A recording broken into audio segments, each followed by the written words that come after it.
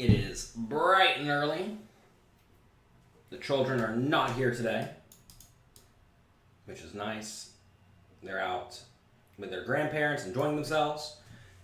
We streamed some online poker yesterday. We started at noon, played till about 9:30 until, one of those quality sites went down. And then we had a bottle of wine and played children card games for quite a while. That was enjoyable. Oh no, we're not on all of our channels. 1 minute. Let's get this right. I have to turn on a few channels. Here we go. Duh, Jonathan. Whew, it's bright and early. You're going to screw some things up bright and early. We'll give this a second to populate properly. There it goes. Looks like we're live now. Okay, good. So yeah, yesterday, didn't even turn on Instagram. Holy God, what a day. Good morning, everyone. Let's just restart. Can I do a hard restart? If you're listening to this on iTunes, I'm sorry. We've already wasted a solid minute and a half of your life. Let's start over. Hello, everyone. My name is Jonathan Lill. Hope you're having a great day.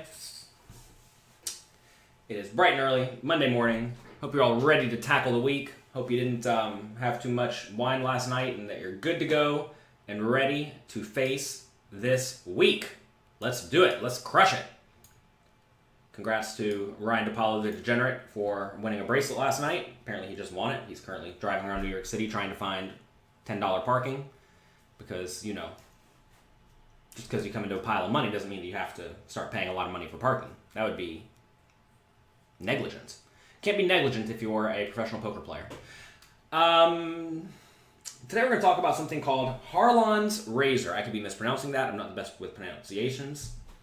Even though sometimes you just get it right. Like, for example, you all keep trying to tell me it's not Nicki Manage, but I looked it up on the internet yesterday, and we played the sound for you, and it's Nicki Manage. I think it's Hanlon's razor. Hanlon's razor. Okay? So let's discuss Hanlon's razor. Hanlon's razor is never attribute to malice what is adequately explained by stupidity. This was probably named after someone who submitted the idea for a joke book, but it's actually very, very true. And I think a lot of people get it in their minds that when something happens to them, that it was malicious. But very likely it's not. Very likely it's just stupidity. And I'm not going to say it's even necessarily stupidity. It could be something else that is not malicious. Beautiful example of this. The other day, Mike Matusow was playing on the internet, and someone slow-rolled him on the internet. Now, it's very important to realize that when you're playing on the internet, people are doing a lot of things. Some people are playing one table at a time, really focused, really streaming, really into it because they have to win a bracelet, and you need a bracelet for your wrist. And you really care a lot. Other people, though, are dealing with their kids, and they're cooking dinner, and they're watching TV, and they're watching sports, and they're sipping on a bottle of wine while they watch Netflix on the side, and they didn't even realize that they had a hand, right? And someone slow-rolled Mike Matusow. And then Mike Matusow went off on Twitter, calling this person many rude names, etc., etc. How could you possibly slow-roll me deep in a World Series event? You're such a, well, this is a family-friendly show. You're such a bad word. How about that? We'll just leave it at a bad word. And what did Matusow do wrong here? Well, many things. But he also didn't realize that the person who, quote-unquote, slow-rolled him was not being malicious. They just had other stuff going on. When I'm sitting there playing online poker, you see what I'm doing. I'm playing mini games. Yesterday, I think we had 16, 17 at one time at one point. And I'm sure there's a chance that I did not snap call the nuts in a tournament and maybe even accidentally slow-rolled someone. I'm not trying to slow-roll anyone. I'm not malicious at all. You all know me. I'm relatively chill, unless, of course, you try to screw my students, and then I'll get my teeth out and perhaps be a little bit aggressive. But if you are a nice human, which, most people are, I'm not trying to be malicious to you, and most people are not trying to be malicious to you. And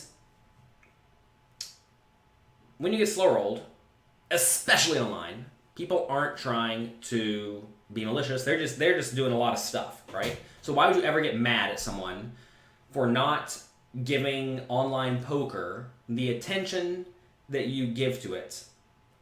And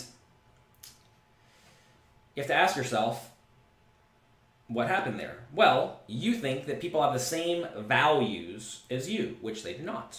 It's very important to realize that just because you think something, just because you want something, just because you do something that you think is in line, does not mean that what other people do is necessarily out of line. Beautiful example of this. If you go to some parts of Europe, etc., you're going to find that people there don't wait in lines. In America, if you go to McDonald's to get a hamburger like Joey the Mush, and you walk in and you get in line for the hamburger, you can be pretty sure that you're going to be roughly served in the order you walked in. If you go to Europe in some places, people just literally rush the counter. If you're standing back waiting, keeping social distancing, they don't care. They're going to walk right up past you because, hey, you're not right up in that person's face trying to scream your order at them. I know now they have kiosks. I haven't been to McDonald's in a while, but I've seen they have kiosks now, so you don't actually have to order with a human. So, what's happening there? Should you be mad at those people for trying to cut you in line? Who said that you should, who said that you should have to wait in line? Who determined that this was the social norm? And also, especially if you're in their country, just because their social norm, just because you have a social norm does not mean that they're going to follow your social norm from your country. That's definitely true, right?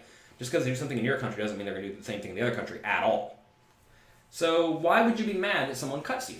I mean, I remember I was furious the first time this happened to me. I went to Europe and I was standing there waiting in line like a regular human. This guy just like barged right past me and started yelling the order. And then I sat back and I observed and I'm like, oh my God, nobody waits in line here. Everybody just runs forward and tries to order in this place. Okay, cool, I know the rules now, right? And then you move forward with your life productively. You don't get mad. Well, at first you're just confused. See, that's really the issue here. You don't get mad, you get confused. When someone slow rolls you online for the first time, don't get mad, get confused, and ask, why would this happen to me? Obviously, they could just be a jerk, or they could think it's going to make you go nuts, and it'll give you an edge, but they're probably not a jerk. They probably just are oblivious, right? Or they don't care about the same things that you care about. Also, if you're in live poker and someone slow rolls you, poker coach and coach Jonathan Jaffe makes it very clear he's going to slow roll the heck out of you, especially if he thinks it's going to make you go off. And I have no problem with that. Literally no problem with that. Because there's no rule in poker that says definitively that you must table the winning hand immediately. There's no rule that says that. If there was a rule, then I would have a problem with it. You're not supposed to break the rules of the game. But there are no rules in the game that say that you must table your winning hand immediately. So, why should you be mad? Think about it. Why should you be mad? Because of etiquette? Funny enough, I had a section in my first poker book on etiquette. Secrets of Professional Tournament Poker, I think volume 2. It's actually one big book combined together. Is my thing not focusing properly today? I have a new book that came out, Excelling at Tough and Limit Hold'em Games. Not sure if you can finally get it if you can get it yet, but I think it'll be out soon. You can get it at pokercoaching.com/tough. You should have beaten up fiercely that guy who cut me in McDonald's. Exactly, some people think that. But in reality, I should just sit back and observe, right? So understand that just because you have etiquette rules that are not based on the game at all, that does not necessarily mean that other people have these same etiquette rules. There's a quote I have for something I'm doing. Let me see if I can find it real quick. It's a good one by Theodore Roosevelt. Oh, I can't find it. Give me a second, it's a good one, I want to find it.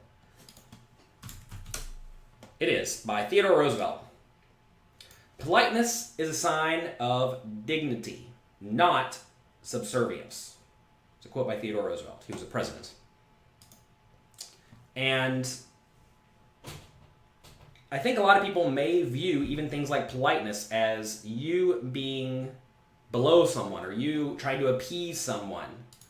But in reality, you're showing dignity. Dignity is definitely a trait I think you would like to have in general. So, when someone slow rolls you, should you care? The answer is obviously no, because they're not breaking any rules. They are trying to say to you, whenever someone slow rolls you purposefully, they are saying that they think you are so weak-minded that you would care about having your winnings or losses in flux, unknown, for an additional minute or two. That's what they're saying. They think that you are weak-minded. So if they think you're weak-minded, and then you act weak-minded, you're incentivizing it. You should get slow-rolled.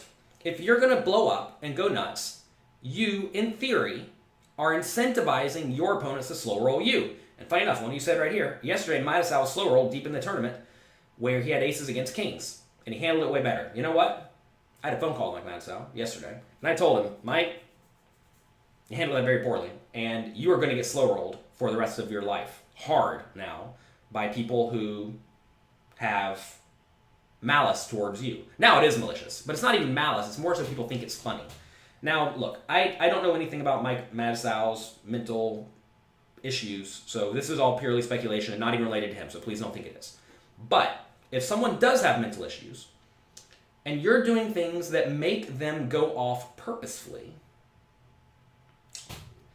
it's a little bit rude of you, isn't it? It's a little bit rude, because if someone actually does have mental issues, again, I'm not saying Mike Matusow does, but if someone does have mental issues, and you are purposely going out of your way to aggravate those, kind of makes you a real piece of poo. So you probably don't want to be doing that. You don't want to do things that affect people's natural states that are perhaps slightly unfortunate. That said, I realize that when you're at the poker table, when you show up to the poker table, you agree to play by the rules of the game. When you agree to play a game, you are live to really have it stuck to you, okay? And I have no problem with that. When you play poker, you buy in, you are a consenting adult here to whatever happens at that poker table that is within the rules of the game or within the rules of the venue. And there's nothing wrong with getting slow rolled. So there's two sides of the coin here, right? Where on one, you really shouldn't be rude, and you should not aggravate people who have mental problems. You shouldn't aggravate their problems, right? And again, Matusow may not have mental problems, I don't know. But two, if they're going to go off and go on tilt, you should slow roll them if you care about maximally, or if you care about it making the most profit at that table, right? So you can go either way. Do I slow roll people? No, I do not slow roll people, because I think there's a whole lot of value in making people like you. My whole life and business are based around making people like me, not around making people angry. You'll see some people in the poker coaching space whose shtick is making people angry at them. I don't think it works so well. A lot of them end up quitting and because they don't make any money. Turns out if people don't like you, even if you provide quality educational content, they're not going to actually pay you for it because, well, they don't like you.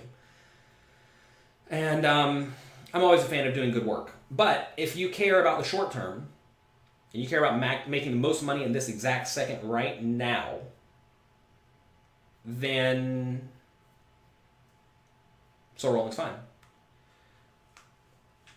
But anyway, if you react poorly to slow rolls, you incentivize getting slow rolled. So when someone slow rolls you, understand that they, if you're actually mentally strong, are woefully inadequately assessing you. So flip it on its head. I've had people slow roll me before. It doesn't bother me at all. It just lets me know that they think I'm weak. Or it also lets you know that they would react poorly to the slow roll, right? Which means they are weak. So when someone slow rolls you, they either think you're weak incorrectly, assuming that they assess that incorrectly, or that they are also weak-minded when it comes to things like tilting. Okay, so that's number one. What in the world is the topic today? Today's topic is Hanlon's razor. Do not attribute to malice what could adequately be attributed to stupidity. I'm going to take that a little bit further to say things that you care about that others do not care about. Why are we talking about this? Because yesterday I was playing on an unlicensed, unregulated, illegal poker site, and they closed the games after 9 hours, and they haven't refunded me any money. What's the outcome? Did I get ICM? No, they refunded me $140 from 2 tournaments so far. I know I'm owed at least $8,500. We've come up with a conclusion. I was texting with Ryan DePaulo, who won a bracelet literally 2 minutes before he started the show. He says he thinks I'm owed 8 or 9K, maybe more like 12K. So that's cool. It'd be nice to get 12K. We'll see. So all your time was wasted. No, all my time was not wasted.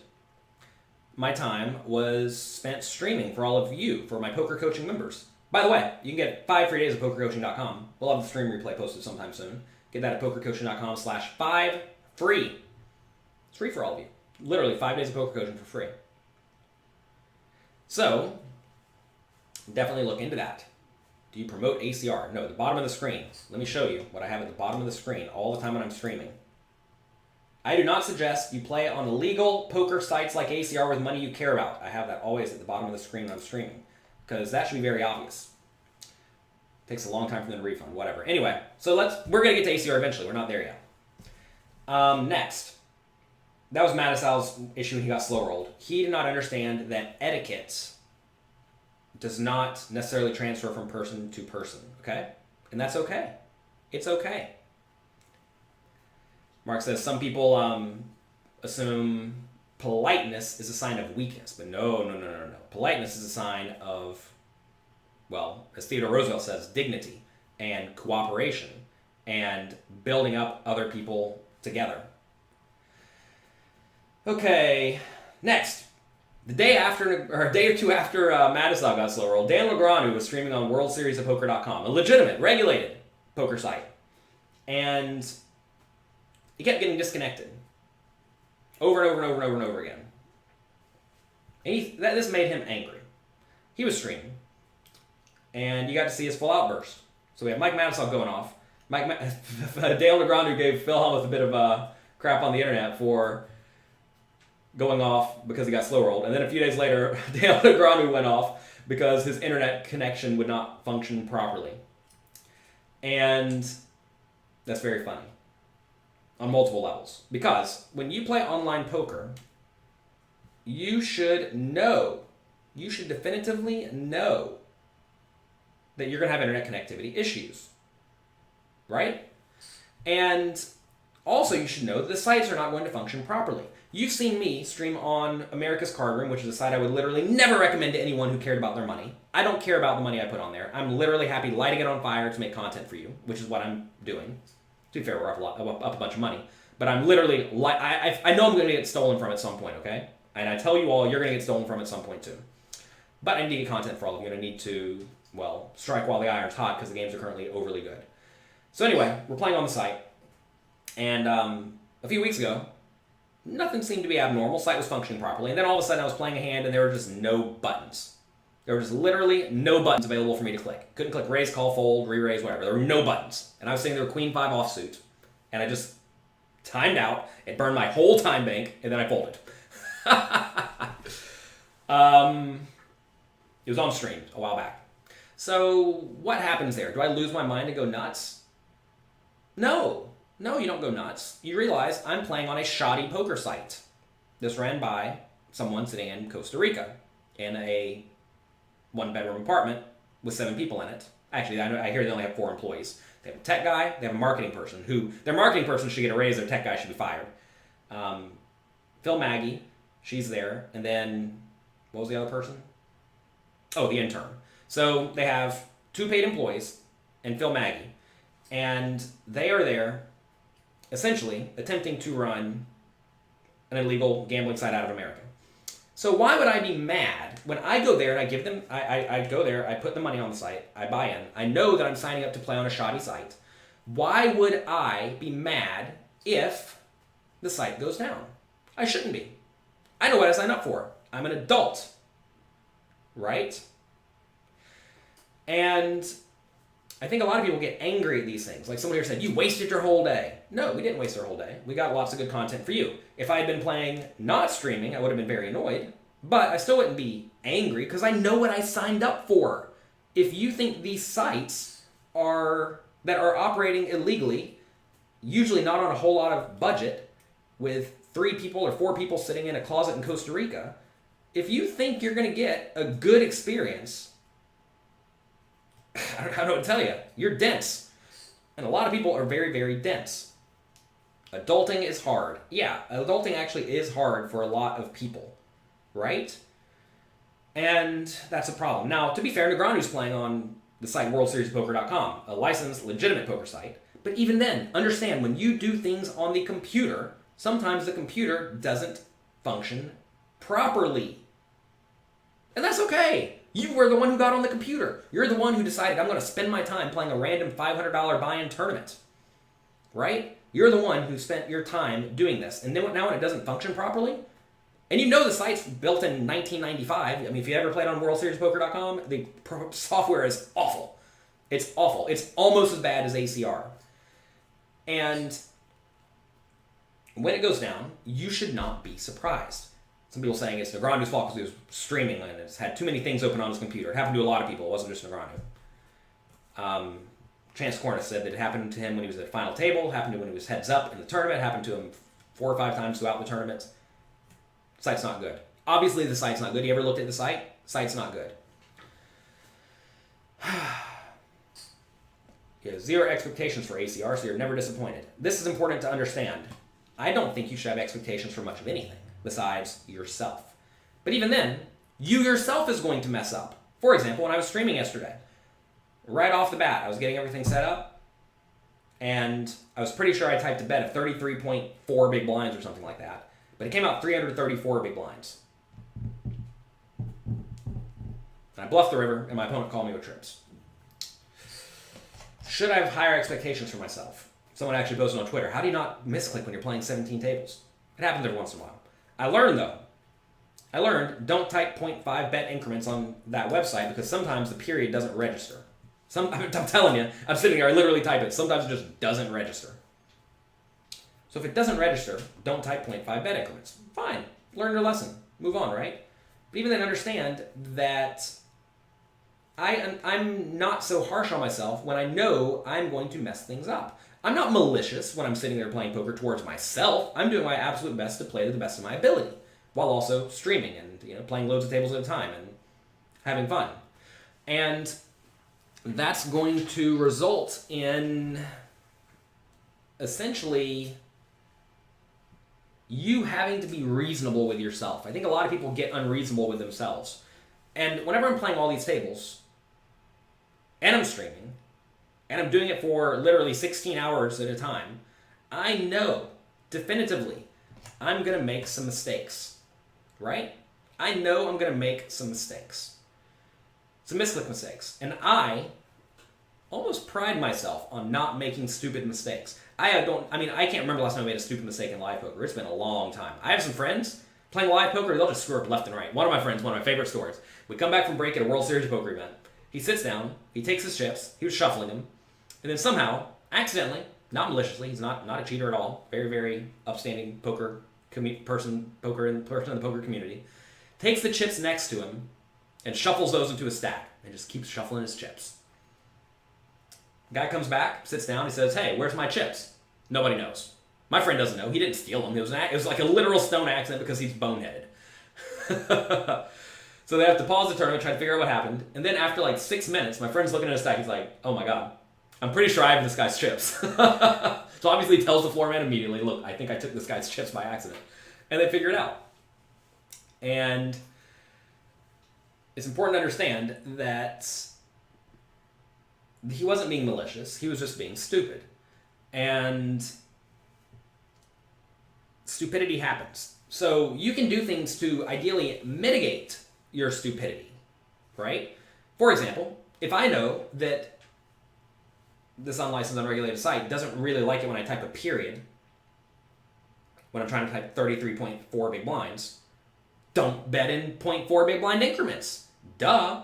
So, what have we resolved to do? Use whole number increments. It's not optimal, but it's way better than misclicking ever and betting giant increments. Or play fewer tables. But if we play fewer tables, we're going to make less money. And I know I can handle 24 tables, so I'm sitting here playing only 17, we're perfectly fine, right? And I think it's important to understand that this is not something that you should be so mad at yourself about. If anything, though, you should just find fixes. Did he get disqualified? He did not get disqualified because he acted in the best possible faith that he could. And they figured it out, they restored it, and it was okay. They paused the tournament for like an hour and a half trying to figure out where this guy's chips went. But that's that. Okay. What else was I going to say? Oh, so I know that a lot of people when they play poker tournaments, they are inclined or prone to put in the wrong chip amount, especially when they get excited. This is obvious. So, what you should do is that you should put the big chips somewhere where you won't touch them. Okay? So what I do is ideally, let's say you sit down in a tournament and they give you 10,000 chips. They give you some 1,000 chips, some 500 chips, some 100 chips, and some 25 chips. Take all your big chips and put them in one pile. And don't touch them. If the tournament will let you, put your big chips on the bottom. Usually, they'll let you do that. Because the big chips are clearly on the... Understand that they want the big chips on the top. If they do, there's a fix to that. I'm going to get to that in just a second. What you do, though, is you have your bigger denomination chips in one pile, and then you have your 100 chips, and then you have your 25 chips, right? And you mainly touch the 125 chips for the first few levels. Okay? That's what you do. And you will never, ever make a mistake, because you know, don't touch that pile unless you want to make a big bet. Now, if they make you put your big chips in very individual piles, for example, they have... let's say you have a 5,000 chip and some 1,000 chips and a 500 chip. They give you one 5,000 chip, which is stupid, but a lot of places do that. So you have one 5,000 chip, put it in an additional pile by itself. Now, if you have a pile of one chip or a pile of two chips, obviously you're not going to touch it, right? What a lot of people do wrong is they will put their 5,000 chip on top of their 500 chips. So they have 500 chips, 1,000 chips, 5,000 chip. And then that induces mistakes. Why does that induce mistakes? Because they forget that that 5,000 chip is there. So what they do is they want to go bet 500. They'll grab the top chip off that big chip stack, which they presume is 500 because they're not paying attention, and they'll put it in the pot. Matthew said you did that once. You put a 5,000 chip in and you thought you were putting in a 500. Exactly. You learned your lesson. But I'd rather you not learn your lesson by doing something stupid because it's easy to fix. Something else I wrote about in my very first book, Secrets of Professional Tournament Poker. I think this was in volume 2, Live Pro Tricks or something like that. Live Pro Trick is to not have your small chips accessible. Very important. Happy to catch me from India. Good morning, good morning. Glad you upped your games. Congrats. You think it's a good idea to VPN and play on the World Series and play on ACR? No, don't VPN in. There's a saying, you don't poop where you eat. And on sites that make it very clear they do not want you breaking the rules, on sites that play by the rules, like PokerStars, like WSOP, you don't want to be pooping there. You VPN to play on PokerStars. I know that if I log in and I'm on a VPN and I try to play on PokerStars, it won't let me get in the table. So congrats on that. You're not playing big time yet. When you start playing big time, it turns out they pay attention. And you cannot break the rules. You do not want to break the rules. I know some people do break the rules. Many people break the rules. And I've learned a long time ago through many, many mistakes to not break the rules because it's just not worth it. I just don't need to do that, right? I can play within the rules and still make plenty of money. So if I can play within the rules and still make plenty of money, then why would I want to break the rules? Even if I couldn't make plenty of money. I've learned through doing a lot of things right and a lot of things wrong that you are way happier not having to sweat things like, will this site randomly close my account? Or, if I win this tournament, will I have problems? Right? And, Gordon Bio had an issue, right? He was playing on VPN, presumably, and he won the W-Coop main event, or Scoop main event or something for a whole load of money, and PokerStars said, oh, no, you don't get paid. because you are obviously on VPN. They have technology. Turns out PokerStars has a very, very good program. They have infinite money poured into them, and they make infinite money, and they have a very, very good program. It usually doesn't misdeal as ACR does, and it usually doesn't freeze, and it usually doesn't crash. Even then, sometimes they have issues, though. Turns out if you have scheduled outings, you can fix a lot of the problems before they start. And they have ways to make sure that you are not breaking the rules that they set forth. Okay?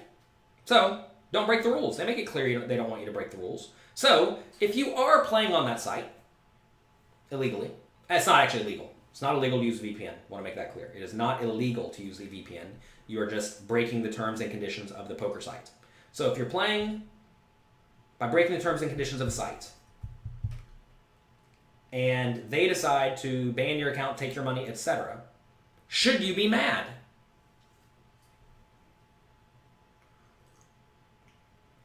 Fun Champion said you had zero bankroll, you built it up, now you're at 5,000. Holla. Just without what to pursue. You keep grinding until you get to 10,000. Yeah, probably wise. No, you shouldn't be mad for them taking your money. You should be mad that you broke the rules. But a lot of people get mad at the authorities. Say you're driving your car. Here's a fun one. Say you're driving a car and you're speeding. Speed limit's 55, you're going 72. But so is everybody else around you. Literally, you and everybody else is going roughly 72. Maybe you're going a little bit faster than them. So you're not quite going with the flow. You're going a little bit faster than the flow. And you get pulled over. And you get a speeding ticket for $442, the maximum amount allowed by the law. Should you be mad? No. You broke the rules. You know what you signed up for. You know what you signed up for. Right? You hate it when people say they didn't know that you're not supposed to use the VPN. They didn't know they're not supposed to speed. There's signs everywhere for both. And if you can't read the signs, if you don't follow the signs, then, such is life. Fun Champion said, they're super grateful for my work, and you're going to sign up for Poker Coaching Premium. Well, great. Continue to learn. I'm happy that you're crushing it and running it up. So, what I have written here. Hanlon's Razor. Don't attribute to malice what could be adequately attributed to stupidity. But then also, Matusow slow roll, right, which clearly is silly. You can't really get slow rolled online because no one's paying attention. Always attribute it to them not paying attention. Negreanu got mad because the site did not function properly. You should have known when you play on a site that's made in 1995, like WorldSeriesPoker.com, that it's live to not function properly. Sometimes you're going to get deep into World Series of Poker bracelet event that's supposed to have prestige, and then it's going to fail because maybe it doesn't actually have the prestige that you think it does. Next, ACR. I have OBF. Obviously, ACR is going to go down. You should know that. Here we have CPath saying you're officially done with ACR after you use that money there. I guess you're not officially done. You can cash it out, right? Third strike is enough. Well, understand that whenever you are deep in a tournament, usually when the tournaments get canceled, they have some sort of refund policy. Now, if they don't follow it, you should have issues. But I think they actually follow it pretty well. Again, I don't think ACR is especially malicious. They're just stupid, right? I don't think they're out trying to maliciously scam lots of people. Besides, of course, trying to get you to put a rake on their site, get money on their site and pay the rake. But that's just marketing. Is marketing scammy? I mean, I know they're employing a lot of poker players who are not especially great, and they pay them $1,000 a month to try to shill for them because, well, if people are willing to work for $1,000 a month to shill to their audience of 100 people, maybe it's worth it. But that's not really scamming. That's just shoddy marketing. And you should not be mad at their stupidity. If anything, you should just be mad at yourself for playing on the site to begin with. So it's not their third strike that's enough is enough. It's you instead understanding, coming to realize that I have better options, right? Mark says, I'm done with ACR until I want to play again. Exactly. Then you return because you have no other good options where you can put in lots of volume. Yeah, that's exactly it. They have the volume. If you care about volume, that's where you play. And some people do, some people don't. I personally do care about volume. We discussed this on the stream yesterday. I don't really care about things like bots all that much. I don't care about collusion all that much because I know I'm adequately skilled to crush those things, at least in today's current environments. Because if they are colluding, if they are using bots, they suck because I'm winning at a very nice win rate. Fine, I'll play against the bots and the colluders. I know the site's going to go down every once in a while. I know their cash out methods are bad. I know all these things. And it doesn't matter because all I care about is getting lots of volume so that I can have a solid win rate and actually show it so I'm not subject to variance. I don't like variance. I actually just like my graph to go straight up. And also, I want to be able to get lots of good content for all of you. I know this. So what do I desire? It's not actually things like game security and being able to withdraw your money, which may sound crazy to some people. But look, we're playing every day. We buy in for like $10,000 when we play. Most I'm going to lose is like $10,000 to $12,000. If they shaft me for $12,000, I'll be okay. And I tell all of you this. Don't put money on there that you don't want to have stolen. So money doesn't matter. So what am I actually doing? I'm playing there to get volume for all of you. And ideally make like $2,500 a day or something, which, you know, that's what I think will probably win out the door. So understand what you are doing and why. And I think a lot of people don't adequately figure out what they're doing and why. When you go and you travel to play a $500 buy-in tournament, a World Series of Poker tournament, that you would think would be prestigious because it's been on ESPN. If it's on ESPN, it must have prestige, right? Just because it's been on TV does not mean that it has prestige. Just because it's been on TV does not mean that the companies in charge of it are adequately funding it. If I had a brand that had immense amounts of prestige, like the World Series of Poker, that has been promoted on television over and over and over again, and that people think has value, you can be very sure Jonathan Little would be loading money into engineering and into servers and whatnot. I would be literally blasting money into that. I couldn't blast enough money into that. I don't know how much money they spent trying to get the site up and running, but it clearly wasn't a lot. Or if it was a lot, whoever was in charge should get fired. Now, again, don't go around trying to get people fired for doing a poor job. But they're not doing a good job. So don't give them your business. Just because you think something has prestige does not mean you have to go around giving business to companies that don't have a good program. And that's okay. What was the refund policy? Well, they have a refund policy clearly on the site. If they were not out of the reentry period, everyone gets a full refund. No one gets any ICM chop or anything like that. Everybody just gets straight up refunded if you're still in the reentry period. Looks like I was given $150 for that. Let's see if I can find it right now. I was sweating it out. I woke up this morning like, oh, how much do I have in my account? Because I actually don't know what they're going to give me. I think we had 8,000-ish. I don't know. Let's see. Financial history. Click on financial history. Click search. It says, I have been refunded almost nothing. I've been refunded $735 for some tournament. I love how they don't even really say what it is. That must be the satellite, I guess. It's kind of short-stacked in a satellite. So $735 from the satellite and a $55 refund from one tournament and a $95 tournament refund from another tournament. So I've been refunded like $1,000. Clearly, I need more than this because I was in a $1,000 tournament and I had 7 starting stacks or 8 starting stacks. So that's worth, $7,500, $8,000, something like that. So we'll get refunds for those. So after the late registration period's over, what they do is they give you one tournament buy-in at least, and then an ICM chop. But I think it's a little bit funny of an ICM chop because you have a really, really tiny stack. They only give you the one buy-in back, I think. So it's not ICM on top. It's one or ICM, which is a little bit funny. Anyway, I don't know. Can I help you with this? Well, maybe. Let's see.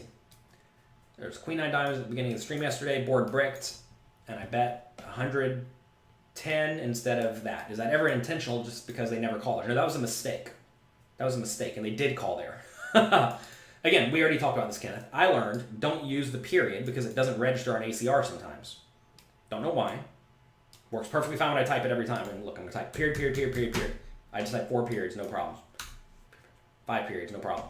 Came in, no problem. And it doesn't function there. So learn from the mistakes. If you care about the ICM chop issues and whatnot, realize that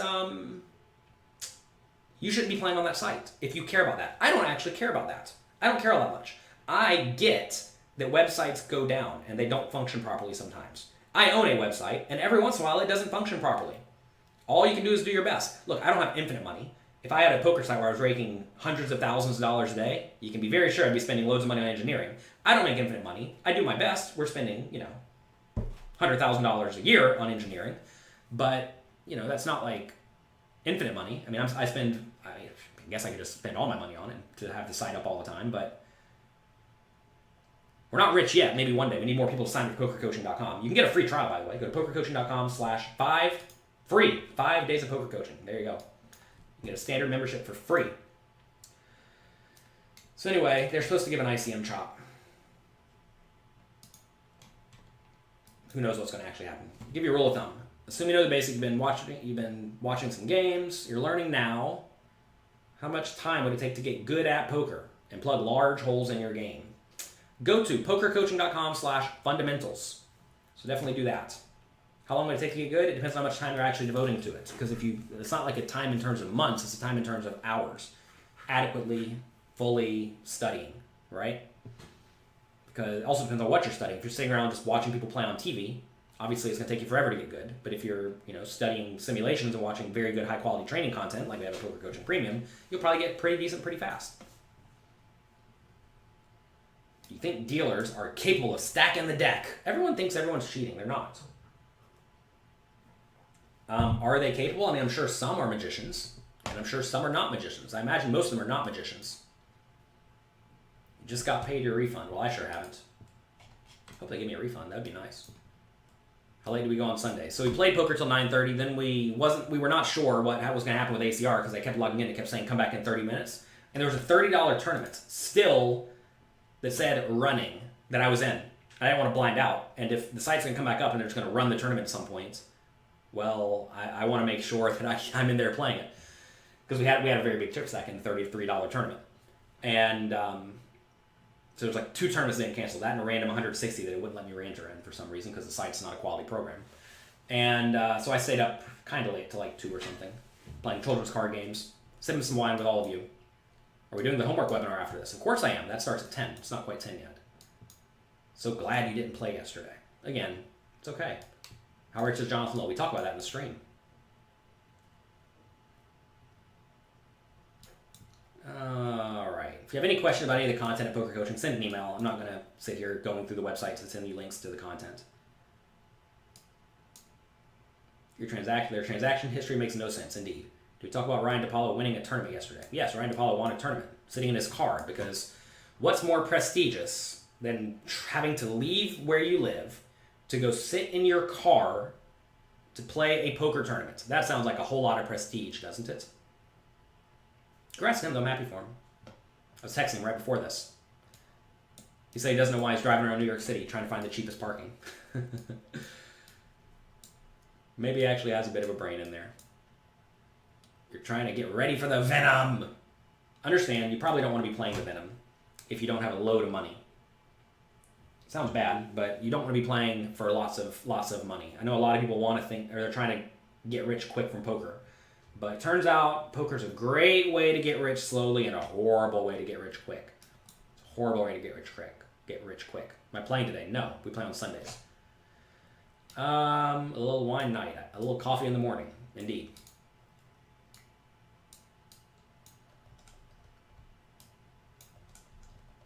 When does Jonathan Little break his mouse? I don't break my mouse. Oh, when did I break my mouse? A long time ago, when I was an idiot. I've done a few things as a young, dumb child, but we're not a young, dumb child anymore. We have to grow up and be an adult at some point. DePaulo got rich quick. No, he didn't. He's been grinding hard for years. Did you know that he's been a Poker Coaching member for years? Are you aware of this? People don't know what they're talking about. People just don't know what they're talking about. Also, even if it was 1 year, could you imagine playing 1 year to make $100K if you get fortunate and bink off a tournament?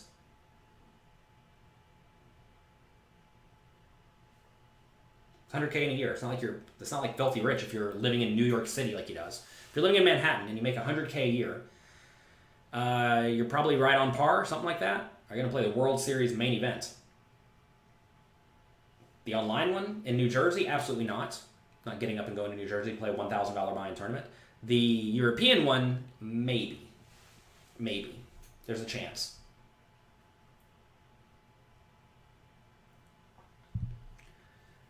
All right. Are the World Series online tournaments essentially turbos? I don't know. Well, I think DePaulo won his at like 8 a.m., so it was clearly a pretty long tournament. So, I mean, I don't know when it started. Probably started 5, 6, 7 p.m., so it took 12 hours. It's like solid tournament. Not great, not terrible. I mean, I've been going off on everyone who's trying to sell online action at live poker prices, and that's clearly silly. You'd rather give up coffee or playing poker. I don't care about poker or coffee. I don't care about poker. I don't care about coffee. I could get off coffee, no problem if I had to. You won your seat. Congrats. How much for one-on-one coaching? We have a coaching tab in pokercoaching.com in the tools section. You pay $400 a month in rent living on the island of Manhattan. Well, what's our rent / mortgage? I don't even know. $8,000 a month, something like that, for a 2-bedroom apartment. It's a nice 2-bedroom apartment. It's not that nice though. It's like okay. People who think you can get rich quick in poker do not understand the game. Indeed. What's my thought on super late registration? I don't care. Understand. You have to know what you sign up for, right? Whenever you buy in very late, you're gonna have a very low ROI, and it's gonna drive down the potential ROIs of everyone. Return on investments, right? So whenever you are playing those, understand there's just like infinite variance. So are you cool with variance? If you're cool with variance, what's the problem? If you don't want variance, well, maybe poker tournaments weren't for you to begin with. But I mean, look, pros, in theory, if they're being short-sighted, want late registration. Pros who are long-sighted, like myself, actually don't like late registration. I made it very clear for a long time that I thought one re-entry was stupid. Certainly multiple re-entries is stupid. Why? Because the amateur doesn't get a chance to win anymore. The amateurs lose their opportunity to win. And if they lose their chance to win, because their ROIs just get beat down, because they get one entry with a negative ROI, and all the pros are just going to keep re-entering with a positive ROI, sucking away that player's equity. And that's going to result in the amateurs not winning very often. And poker thrives when there's a decent amount of luck involved, when the amateurs can win, because that gives people a I can do this too story that's attainable, right? You had 4.8 million chips in a $6 tournament. That equaled 5% of the chips. There were 130 players left. You received $367. I can't tell you. I don't know. So you had 5% of total chips. So in theory, were you in the money? I guess you were in the money, right? Or you were not in the money. If you're not in the money, you should get 5-ish% of the prize pool, kind of. A little bit less than 5% of the prize pool. Is that right? You should probably get like 3% of the prize pool if you're not in the money. If you're in the money, it starts to get convoluted because money's been taken out. So what's 3% of 25K? Got the calculator, I can't do math. If you learn something about Jonathan Little, he can't do math when he's sitting here on the fly. 0.03 times 25,000 equals $750. You got $367. Again, if you're in the money, it'll be less because money's been taken out of the prize pool already. So that probably is close enough. Something like that. Is 35% VPIP too high? Probably. How much is poker coaching? If you catch us on a sale, you can get it for $10 a month. If you want full access to poker coaching premium, that's going to be $100 a month if you want to go sign up today. All right, I have to get ready. We have a poker coaching webinar. All the students did a homework question. It was a fun multi-way limping scenario. It's a little bit difficult. So we'll be discussing that. We'll be going through it. We'll be sharing my answer to the scenario, and I have to get ready for that. That starts in literally 8 minutes. Again, Hanlon's razor started off as a joke, but it's actually very true. Never attribute to malice that which is adequately explained by stupidity. And if you're playing on a poker site that is unlicensed, unregulated, and illegal, if you're playing on a poker site that was made in 1995, they're stupid. And if they're stupid, you can't really be mad at anyone but yourself. So have fun, enjoy yourselves, make good use of your time, whatever that means to you, and enjoy your experience. You were third in a tournament. Late registration was closed, but still nothing in your account. Would you get third place money? No, not at all. You get nowhere near third place money. However many stacks you had, like say you had 10 starting stacks, you'll get that amount minus some. If you have a shorter stack, you'll get that amount plus some, because that's how the individual chip model works. We discussed this thoroughly at pokercoaching.com. Enjoy yourselves, have fun, have a great day. I appreciate all of you. Good luck. Click like, click subscribe. If you like this, click like. That's free. You all may not know this, but whenever you are watching something on social media, if you like it, there's a little like button. If you click like, it lets the internet overlords know that you like it, and that means that other people might like it too. So if you appreciate my work or anybody else's work, click like. If you really like it, click share. Tell your friends about it. If you really, really like it, go to pokercoaching.com/5free and sign up for 5 free days. And if you like that, well, stay a paying member and support me, support the other poker coaching coaches, and support my employees. All right, have a great day.